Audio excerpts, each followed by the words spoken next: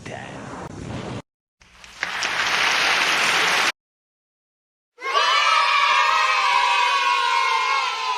Hey you guys, it's me, it's Nita, and I am back for another movie review. The movie that I'm reviewing for you today. I started watching this movie at 8 a.m. this morning and did not finish until noon. Yes, noon. 1, 2, 3, 4 hours. 4 hours of Zack Snyder's Justice League. And if you want to hear my thoughts, non-spoiler of course, my thoughts on whether or not you should watch Justice League, you stay tuned.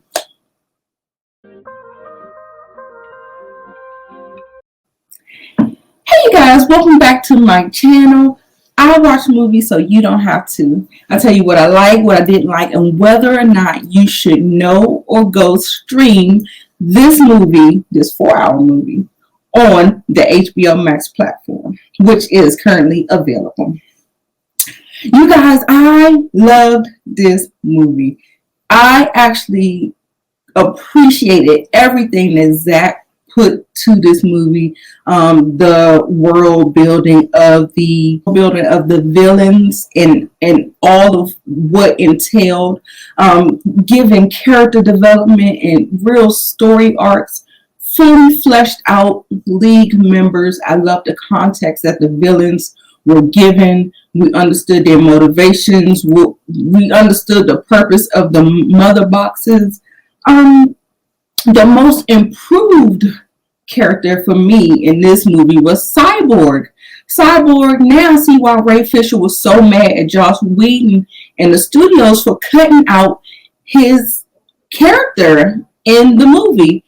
His character was pivotal in the heart of the movie. He was involved in every aspect of the movie, and I don't understand how they were able to cut that out.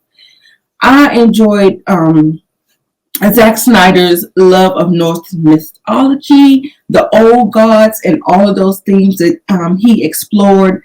Like I said, it really fleshed out the villains for us. Superman was handled very well. Please make Cavill is Superman trend. He is our Superman. He was great. I loved his tender moments. I mean, he was good as, evil Superman, but I liked him. I really wanted a little bit more Batman. His presence was pretty much the same to me, but I think you can't really do much with that because of him being up against with superheroes and him being, a rich billionaire that uses his money to make his mark in this superhero collab. I guess it wasn't much that he could do, but at the same time, I think his character pretty much was the same. While I think everyone else's character was elevated in Zack Snyder's cut, which is not a good or bad thing because at the end of the day, I think he was represented well anyway. So, Diana. Wonder Woman. All women always makes things better, baby. Everything. She was powerful. She was compassionate. She was just awesome. He really, really knows how to direct her, and I really appreciated her performance. She was the best thing out of Batman versus Superman, and she is one of the best things for Justice League as well. Staying on the women, I love seeing Diane Lane. She is the epitome of a mom. So soft, so loving. She's perfect to play Superman's mother. And every time I saw her on the screen, my face just lit up because she is just that girl. And we're going to stay on the women. Lois Lane. She didn't annoy me in this Snyder cut. She didn't annoy me in Justice League, the 2017 version, but Batman versus Superman, Man of Steel, oh, she was so annoying. But anyway, yes, so I love all of the setup for all the future installments. Like, I am so excited, and I think because I'm not really a comic book reader, that there are so many cameos that I can't reference. I don't know who they were. Some of them worked, some of them didn't. But I'm just your average comic book movie watcher, and I didn't pick up on everything, but I love where it was going. I love that he just planted the seeds, and it didn't mess with the story because it was just different. It was separate. Steppenwolf was so much better. Not just the his graphics and the way he's designed, but the way they fleshed him out. He was a much more menacing villain. He had a lot more to do, and like I said, they provided a lot of context, which made you really appreciate. And I don't understand how they see. That's why he failed so miserably in 2017, is because there was no context of what he was doing. It was no context of what was going on as far as these mother boxes and what was going on. So the worst thing they could have did was remove Darkseid from the movie. The movie was so much better with that hierarchy of villainy, and he reminds me, because I'm a Marvel girl, Thanos level. That's what it reminded me. He was terrified. I was terrified of him, I swear.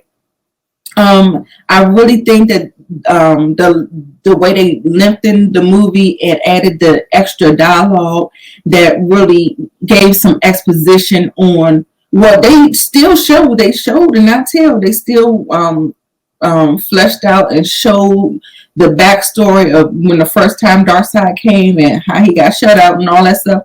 So it was so good. It really enriched the movie, and I think movies are as good as their villains, really, because that's where it's at. That's where the drama's at, baby. So anyway, the action choreography was fantastic. Everyone in the league had their shining moments, plenty of them actually. There was no shortage of great action.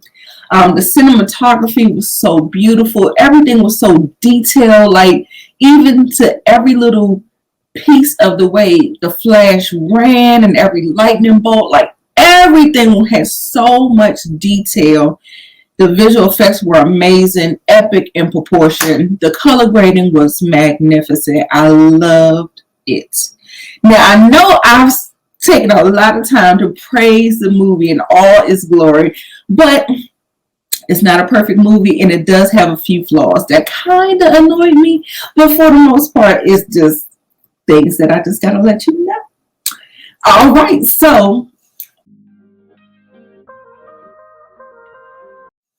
some of the flaws. It felt overindulgent. There were so many numerous slow-mo shots that was so unnecessary for me. Certain choices of having a choir bust out in song, singing, that annoyed me, gave me a major eye roll movement. There were, just unnecessary scenes involving the Flash. Like, his father and that backstory was fine, but the other things that they added, not so much. It's in the trailer anyway, the one where he catches the girl and all that stuff. So that's what I'm talking about. I felt like it added a moment of levity at, if you needed that, if that's what you were looking for, but it really wasn't necessary. So yeah. And the score was a little overdone for me. It was effective. It was beautiful, but there were some moments where music and themes will pop up and I felt like they were inappropriate. Like I was like, So yeah, it was like a couple of those moments, not a lot of them. It was enough for me to put that in my cons though. And some of the epilogue kind of lost me. I'm sure new rock stars, shout out to new rock stars, will fill me in on what it is setting up. However, it lost me. It felt very disjointed from what we had seen the entire movie. But nonetheless, it was still interesting and it was setting up something greater. Before I give you my overall thoughts on Zack Snyder's Justice League, take a moment to follow me on Facebook, Twitter, and Instagram.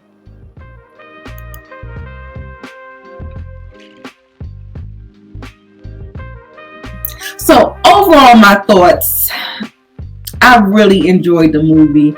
I definitely can say we can just scrap 2017, Josh Whedon's version, and say that doesn't even exist anymore. So now we have this new Justice League, and by Zack Snyder.